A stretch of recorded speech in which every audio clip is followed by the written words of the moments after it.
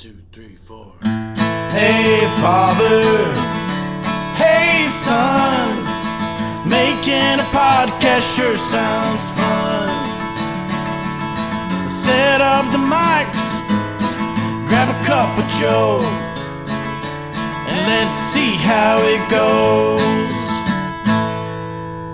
Welcome back to We Were Thinking, and first I got to apologize because the last time I said this is a two-parter. It's not. It's a three-parter.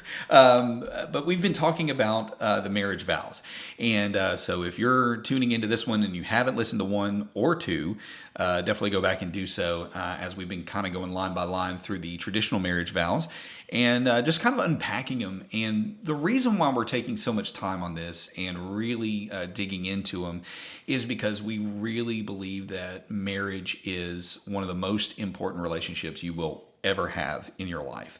And we are very strong proponents for the importance of marriage and the longevity of marriage and just anything about marriage, really. So first off, we want to start off with reading these again. So these are your traditional vows. They say, I take you to have and to hold from this day forward, for better, for worse, for richer, for poorer, in sickness and in health, and to love and to cherish until death do us part. So far we've talked about to have and to hold from this day forward, to take and to have and to hold, for better, for worse, for richer, for poorer, and last time we talked about in sickness and in health. So today we're getting into to love and to cherish until death do us part. Yeah, and you know, when you think about marriage, is the fact you got one man, one woman for one lifetime, and you're going to have different seasons in your marriage. You're going to have the good times, you're going to have bad times, you're going to have all these things together. But to love and to cherish, it's interesting that it comes after you've gone through the sickness and health and rich and poor. It doesn't say love and to cherish first. Mm-hmm. In the vows, it comes after all the difficulty. And that's kind of backwards to what we normally do. Most of us, we get married. Why?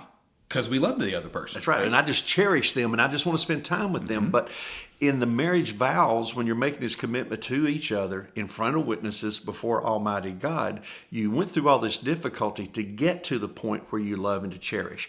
Love is an intentional act. It is a choice. In fact, I told your mom we were looking at these things and I said, I think love is a choice.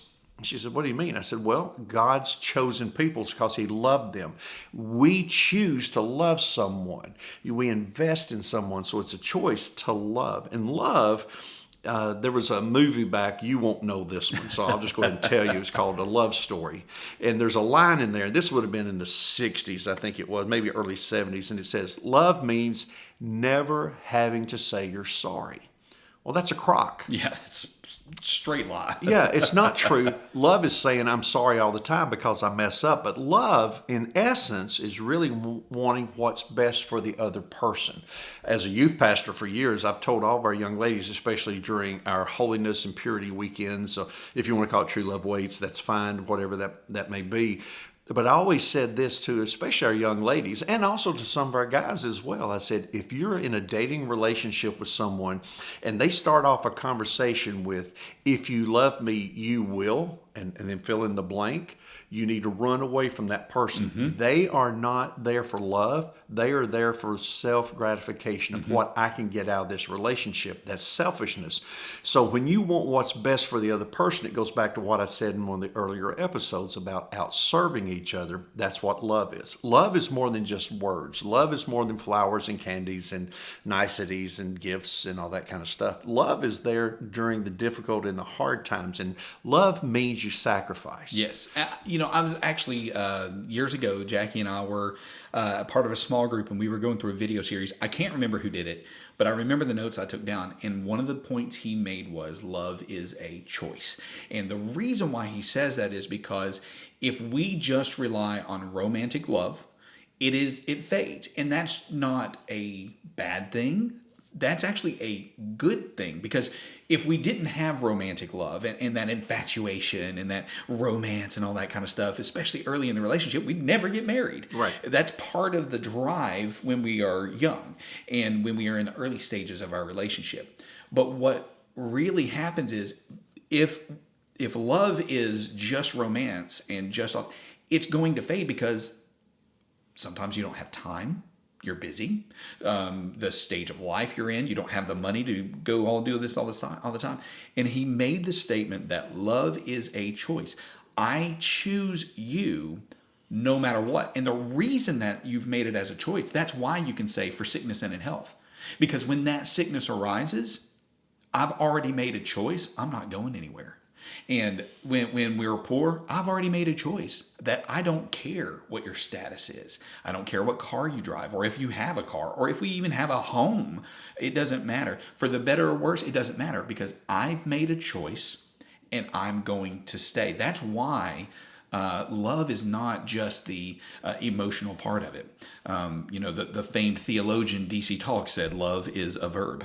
Well, it is a verb. It's a sacrifice. It really is. Listen, here's the thing. I know people say, well, I fell in love.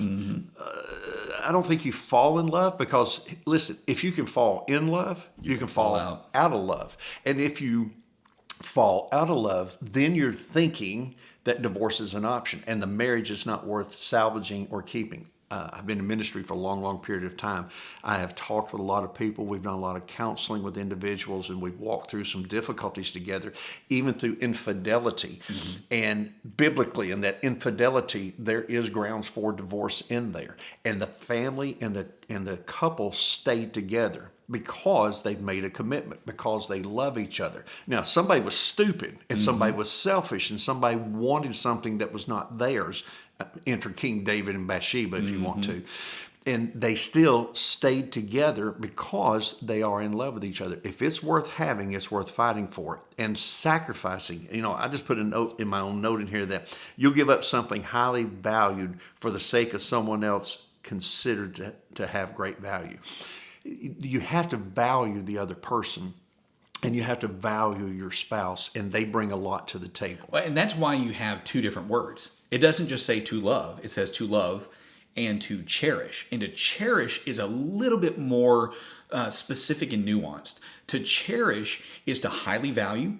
It is to go out of your way with them. So to cherish is a completely different thing than to love, because it's not, to love is a choice, but to cherish is to look at them in a different way than you look at everybody else. I want what's best for my wife, and I want to, the things that I do for her are because I cherish her. I take care of things around the house that she normally does. Why?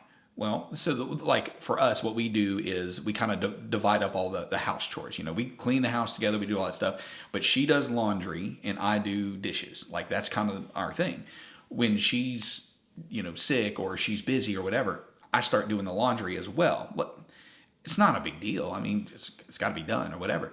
But I do that because I cherish her, and I've got the time, I've got the whatever. She's in a very busy season of her life, so I'm going to do this. Or I worked, she worked, but man, she had a really stressful day. I'm making dinner tonight.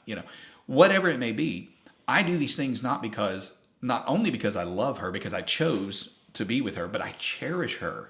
And I get her the small gifts, or I get her the little things. Like you said last time, talking about going for a drive at her favorite time of day. You know this about her. So I'm going to do these things to make those parts of her life light up. That's cherishing.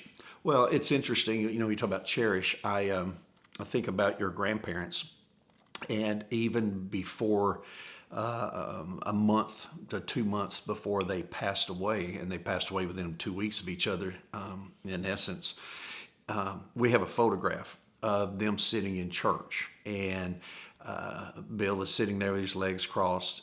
He has his hand on his knee, and she has his hand, or she has her hand on his leg, and they're holding hands, and they were in their mid-80s. Yeah.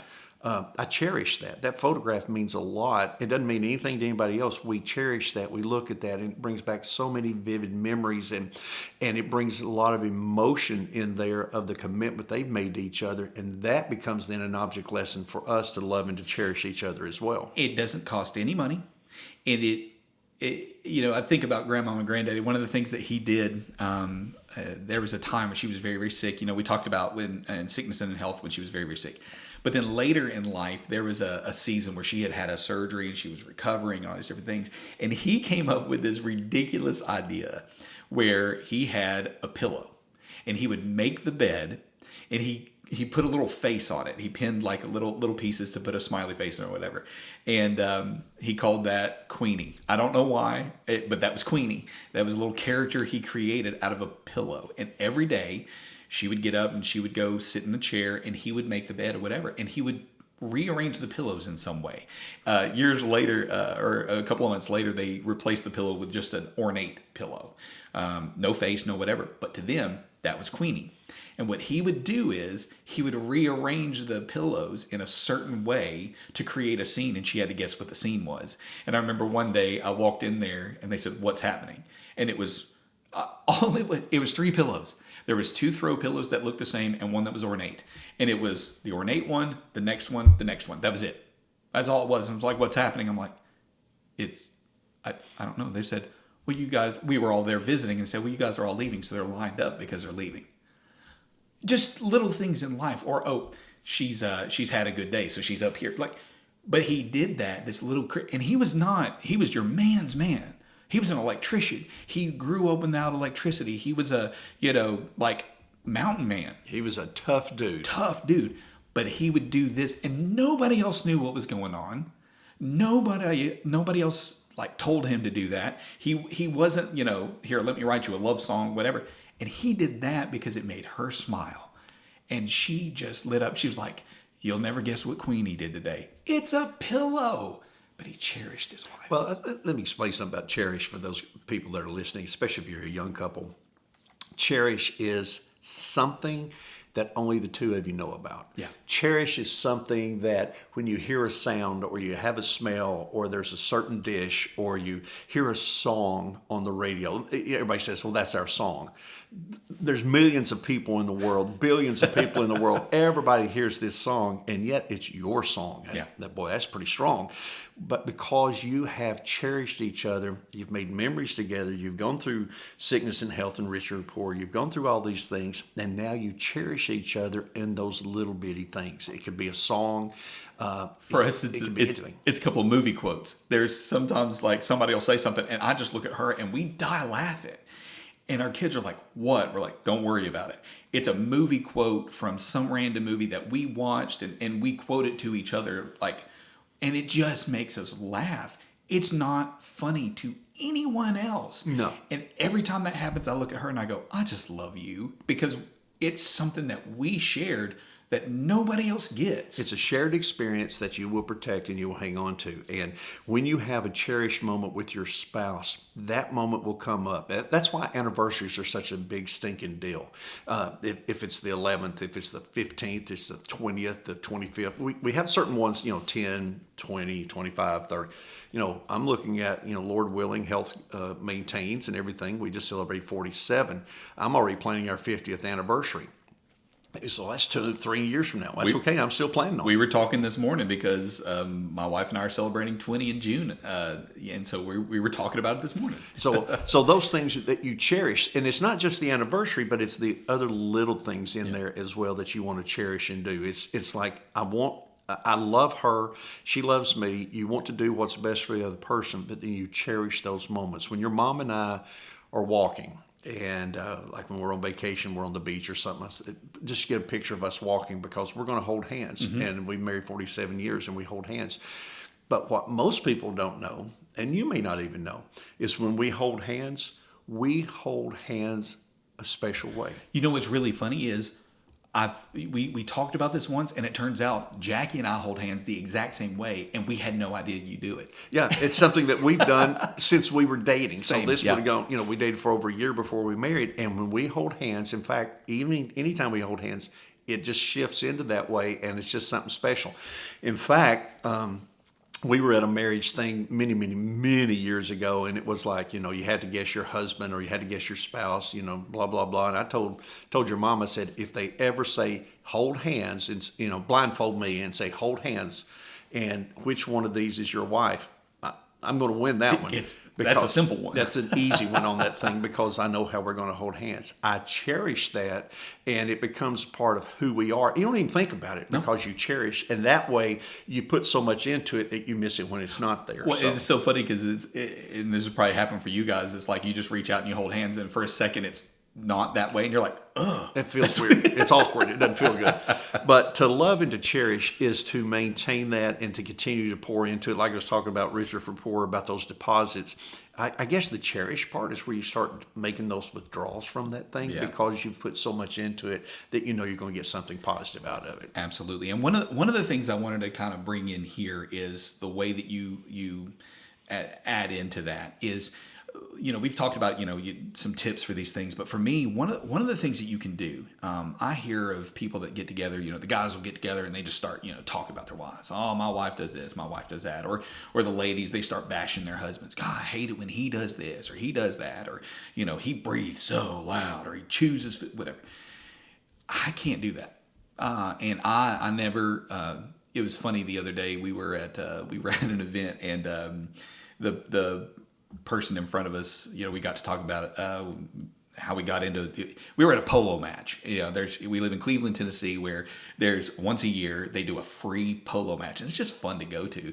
And we were at it, and the guy in front of us was like, "Yeah, I've been coming to this, and I brought my old lady and my mom." And she looked at me later that day. She goes, "Don't you ever call me your old lady." I said, "No, ma'am."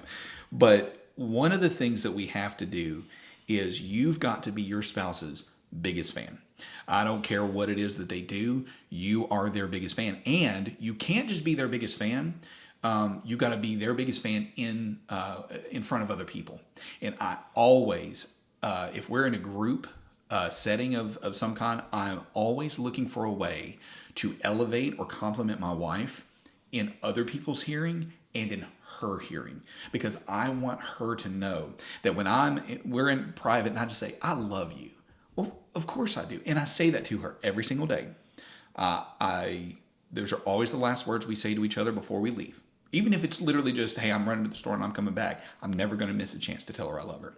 So I tell her I love her multiple times a day. But to tell her I love her by telling other people in her hearing how much I love her goes above and beyond. So I think that is a huge way to love and to cherish, is to be your spouse's biggest fan in front of other people and do it in their hearing. Yeah, because you value her as a creation of God. We're all made in God's image, so what we do is we then cherish that person by elevating them for who they are. And then in the wedding vows, unfortunately, it takes us to that last part, till death do us part. Yes, and we've talked about this before, that we need to understand that we talked about this in episode 14. You should go back and listen to that one for sure. And the title of episode 14 is "Divorce is not an option." Not an option. When we come into this, and we said it in that episode, and I'll say it again, and my wife and I, we say this all the time, we don't use that word in our home. We do not use the word divorce in any way. Not jokingly, not even talk about other things. Like, I have a hard time with the word of, that political party, man, they've really divorced from where they started. I don't like using the word. To me, the word divorce is a swear word. In my family, we do not use it at all. Yeah, it go back and listen to that episode, but the reality of it is, when you start saying, "If you don't do what I want you to do," first of all, that's not love. But if you say that, "If you don't do what I ask you to do, then I'll just leave." No, that brings instability to the home. And your grandparents, we never said it, you don't say it, and that is for 3 generations. Divorce is not part of our conversation. We never say that. I never threaten that. I think then you start looking at divorce as an option to get out of something that you have made a commitment to. And I think that, even Jesus, when he talks about it in the scripture, he says, "Have you not read that he who created them from the beginning made them male and female?" And he said, "Therefore, a man shall leave his father and mother and hold fast his wife, and the two shall become one flesh. So they are no longer two, but one flesh. What therefore God has joined together, let not man separate." That's pretty straightforward. Mm-hmm. That we're going to be this until death do us part. And when you get to that part, that let God be the one to separate it, and when it comes to the death part, that's that final season in our marriages. That's when the winter comes. That's when the bed is it's silent, it's quiet, and there's only one partner there because the other one has passed. And we have talked about Bill and Nancy, but Bill said, he told me for years and years and years, he said, my responsibility here is to take care of my Nancy. That is his bride. And you've heard us talk about that. And he said, and when she leaves, he always told me same thing. He said, you just take me back here in the back pasture somewhere and just shoot me and bury me. And I told him, I said, well, Bill, I can't do that. First of all, it's illegal. Okay. Second of all, I don't think that, that's going to happen. He said, I'm telling you, he said, when she leaves, he said, I'm not taking any more medication. I'm not doing anything. He came and spoke to a small group of us that we had him come talk about their relationship. And he said that, first off, she said, if I die first, I'm just going to come back and haunt him.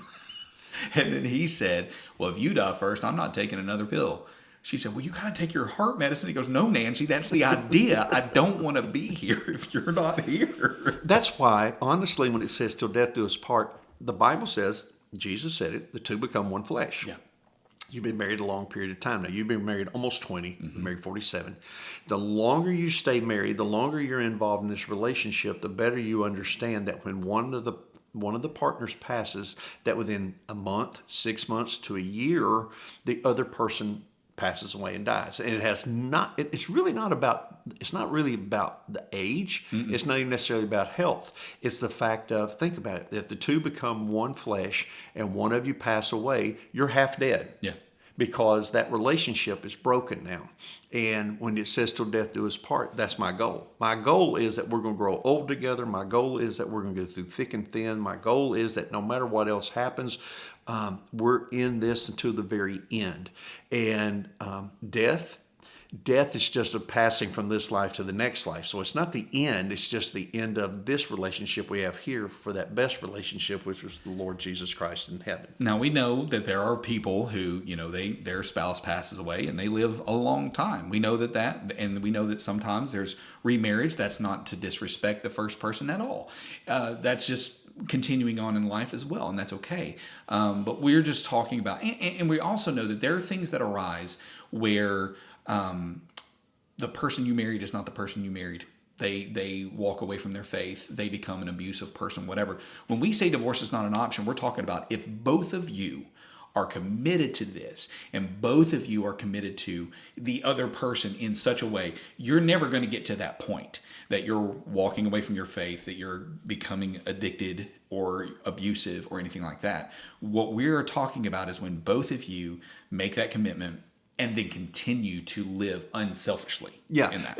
And I will say this too, and I understand in a culture and in a world and in a society where things happen, if you have been divorced, we're not here to bash that. I'm not saying good, bad, or indifferent, but what I am saying is if you're divorced and you have remarried, take your wedding vows, you and your spouse. If you've never been divorced, you and your spouse, Matt, you and Jackie, me and my wife, sit down sometime, go back through your marriage vows, look at them, what your commitment was. Maybe you do that on your anniversary. Maybe that's that time where you come together, just the two of you, you read through them and you talk about them. A lot of times people will go through another wedding ceremony and they'll go through those vows again. It's not that they're getting remarried or anything, but it's just a recommitment to the vows that have been made. But I also know that there are a lot of individuals out there. We know the numbers and the statistics are pretty high about divorce. I understand that. But make that commitment. Make after a divorce, if you remarry, make that commitment. From this day forward, we're going to do this. If you've been going through a hard time, from this day forward, make it a quantitative standard date. Write it on the calendar. On that date, we made a commitment. From this day forward, we're going to move forward in our marriage. We're going to have a stronger marriage. We're going to recommit to our vows. We're going to outserve one another in sickness and health. Go through all of them and really make that commitment to each other. And it'll make your marriage stronger because there are going to be days where the shadows are going to start closing in and you're not sure what's going on. The kids are going to be getting older and they're going to leave and they're going to marry and then you got grandchildren and life continues on. The thing that has to be solid though is the marriage and the home and the vows you've made to each other. So I think personally, that we need to revisit our marriage vows. As Sue and I were planning for this particular marriage retreat, and we argued, and we always do when we go through these things, we started looking at the marriage vows, and I just said, I think I have learned, even after all these years of marriage, that we need to start going through those as a renewal, as a reminder, as a refresher of the commitments that we've made. Because honestly, we've been married all those years.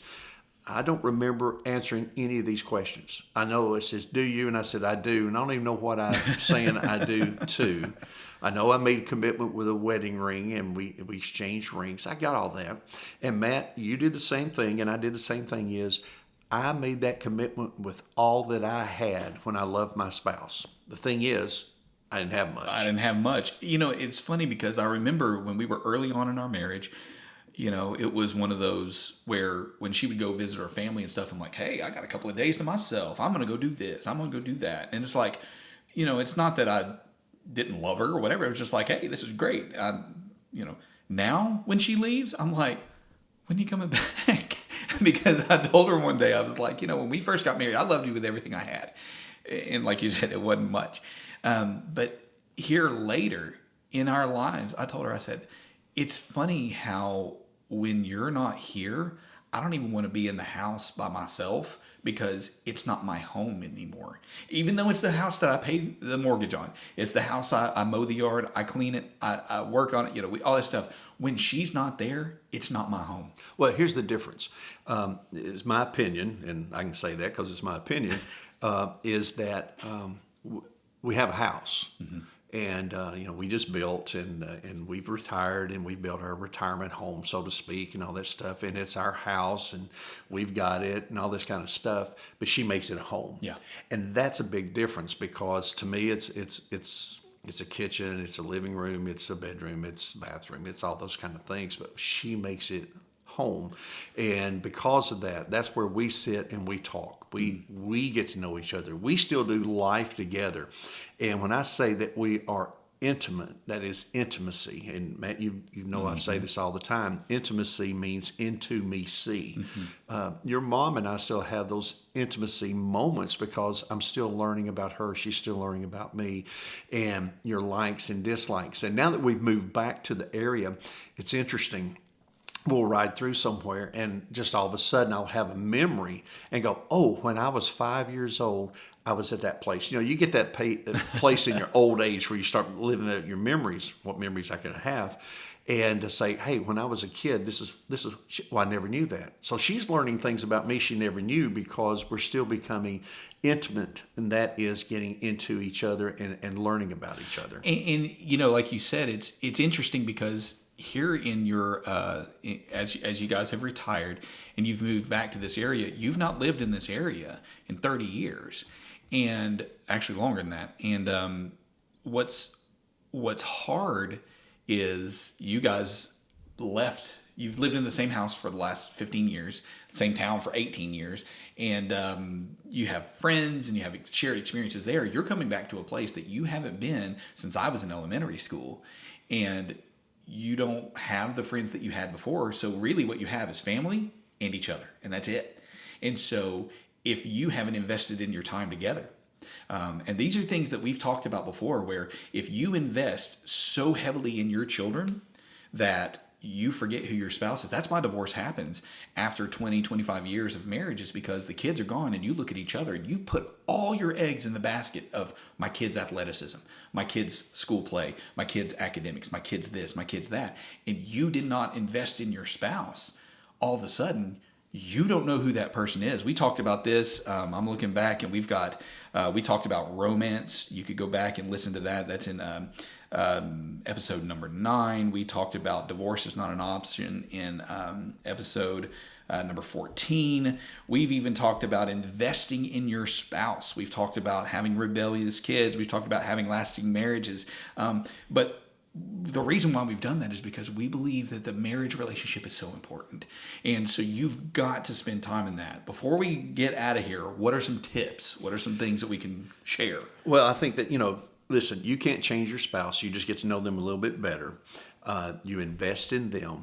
You find out what they love, what they like, spend time together. And Matt, you said it best just a second ago, and I think that all of us need to catch this, and that is when you're first married and you only have each other.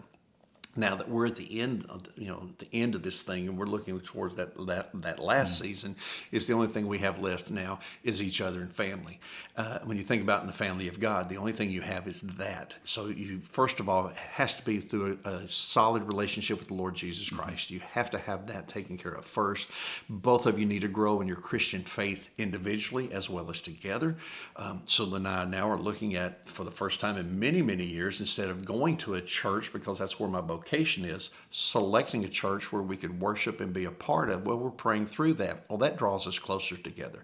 So you have to invest in each other, cherish each other, love each other, want what's best for the other person. And if anything else, I would tell everyone right now, in your own marriage, if you're listening to this, think about the vows that you've made. Go through and look at those. If you're in that season where you don't have the other spouse, cherish the time that you had them, good and bad, because that's who you are. If you're still married after all these years and stuff, think about the commitments you've made. If you're almost married, think about the vows before you get into them. If you've been married a short period of time, revisit those together to draw you closer. All we're wanting to do is, we were thinking today, over these last few days, thinking about the marriage vows and all that's in there, is how to make it better and stronger in a culture where marriage is a throwaway, where we live in a throwaway society.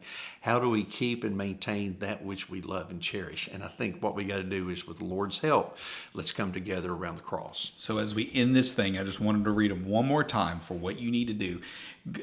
Get your spouse together and talk through these one at a time. And remember, it's, I take you to have and to hold from this day forward, for better, for worse, for richer, for poorer, in sickness and in health, to love and to cherish, till death do us part. We'll see you next time. Thanks for listening. Check out wewere thinking.org for more episodes, or drop us a note to info@wewere thinking.org.